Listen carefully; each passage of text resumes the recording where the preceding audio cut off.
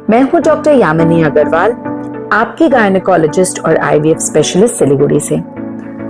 आज मैं आपसे एक बहुत सरल और समझने योग्य तरीके से नॉर्मल मेंस्ट्रुअल साइकिल यानी हमारे मासिक चक्र की प्रकृति और उसकी खूबसूरत लय के बारे में बात करना चाहती हूँ।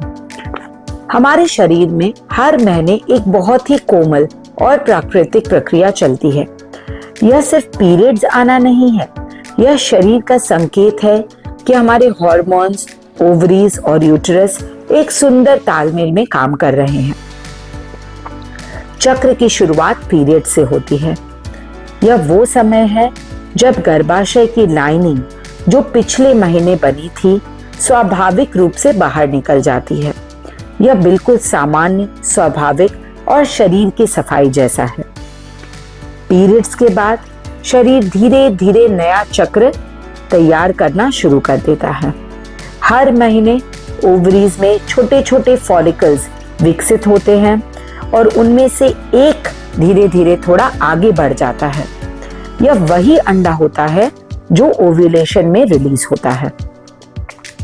उसी समय हमारे हार्मोन्स, खासकर ईस्ट्रोजन, जो फॉलिकल से निकलते हैं, गर्भाशय की लाइनिंग को दोबारा कोमलता से मोटा और गर्भधारण के लिए स्वागत योग्य बनाने में मदद करते हैं।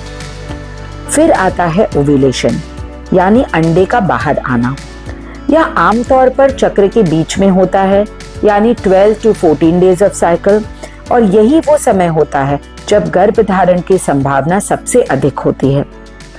ओव्यूलेशन के बाद एक और हार्मोन बॉडी में सिक्रीट होता है, निकलता है, जिसे हम प्रोजेस्टेरॉन कहते हैं।